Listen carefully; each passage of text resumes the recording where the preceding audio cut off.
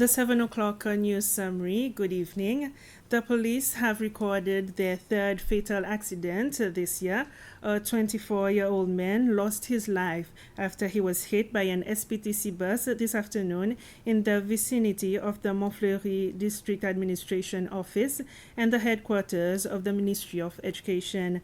The police say that according to several witnesses, the man crossed the road right in front of the SPTC bus going towards town.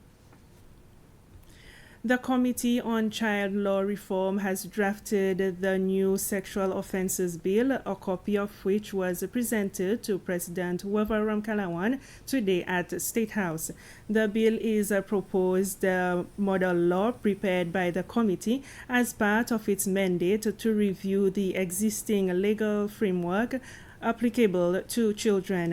The chairperson of the committee, Justice Matilda Toomey, said that the proposed legislation has taken into account new forms of sexual assault facilitated by technology and which are not provided for in the current laws and regulations. Judge Toomey said that the offense of rape has been clearly defined in the proposed law. The maximum sentence for rape as proposed is life imprisonment. The report will then be presented to the Cabinet of Ministers and a copy to the National Assembly for their consideration. We also looked at very special circumstances in Seychelles, especially certain incidents that have caused public outcry and certain incidents that have never been legislated for. So, for example, in the area of child protection, we've introduced mandatory reporting. So if somebody is aware that a child is being abused and doesn't report it, it becomes an offense, okay? We've looked at bringing back the offense of rape instead of calling it sexual assault.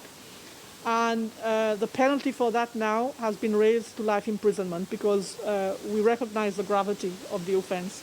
And then we've graduated other offenses around rape further down.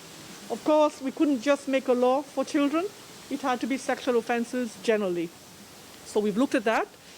And we've brought in certain things that have, I suppose, happened because of the technological advances. So, offenses that are happening on media platforms. So exposing images of persons is now an offense. When you republish that, the platform itself, the person who owns the platform becomes criminally responsible, as well as the person publishing the image. Grooming of children, when you solicit services, sexual services of a child, that did not exist in our law before. We've put that in. Several other things. I also want to know that we were contacted by a lot of women about harassment on the streets of Seychelles, catcalling, wolf whistling.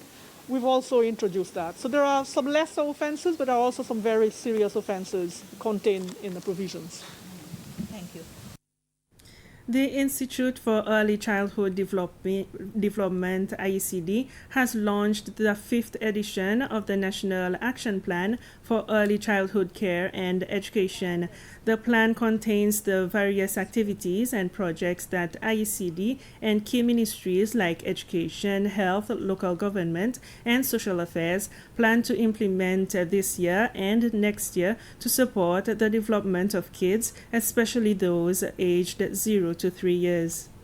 We in Seychelles have shown to the world that our model of good practice in ECCE has worked and reaped positive results for the holistic development of our younger generation.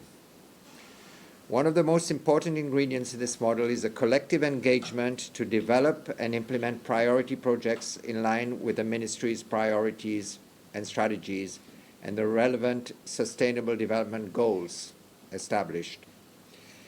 Firstly, let us celebrate our achievements, commit to the work ahead of us, and keep ourselves, importantly, accountable. By the end of next year, our plan of action and the commitments will turn action into results on the ground. Whenever we feel disheartened, whenever progress seems too slow, whenever it seems the challenges are too large, we must remind ourselves of what we're working for.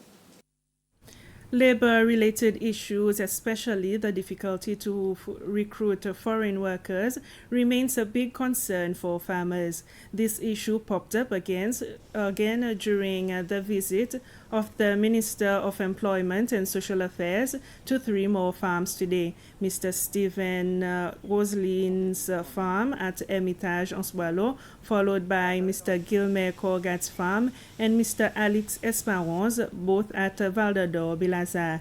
Minister Fonkou was accompanied by senior officers of the Employment Department, the chairperson, and members of the Association of Agricultural Producers. The minister responsible for agriculture, Mr. Flavien Joubert, was not present this time. According to Minister Fonkou, he was carrying out separate visits on other farms as he does every Friday. Today's experience has been more insightful than the previous one. Once again, I've realized the needs that the farmers have to be able to make sure that the production grows in Seychelles. What I've realized today is that they need consistency, they need continuity so that the production is always happening. The fact that they are restricted with workers, it brings a lot of problems for them. We've not held back on GOPs, we're giving the GOPs. These people are restricted to actually come in the country from India and Bangladesh, where there are restrictions. So what we've realized is that the partners in the ministries need to come together so that we have a broad discussion on how we can support the farmers and agriculture so that production is continuous in the country. It is such an important sector that we mustn't just let it be, so we need to be able to come together and see how we can support them even more. Today I've got a chance to actually talk to both workers, Seychellois and also the expatriate. And what I realized is that the people who comes to do agriculture is from the heart, and I think we need to promote this more so that the younger generation can actually go into this field. Seychelles and the United Arab Emirates have signed an agreement on the cooperation and mutual assistance in customs matters. The signing ceremony was held last Tuesday at the office of the Federal Customs Authority in Abu Dhabi. Seychelles ambassador to the UAE, Jean-Claude Adrien, signed the agreement on behalf of Seychelles. The signing agreement will further boost trade between Seychelles and the UAE, as well as enhance effective border control in both countries. It is anticipated that cooperation between Seychelles and the UAE will also address issues regarding under-invoicing, fraudulent and counterfeit products at a much faster pace, as well as ensuring accurate assessments and collection of duties and charges on goods traded between the two parties. And that's it for the news at 7. We'll be back at 8. Bye-bye for now.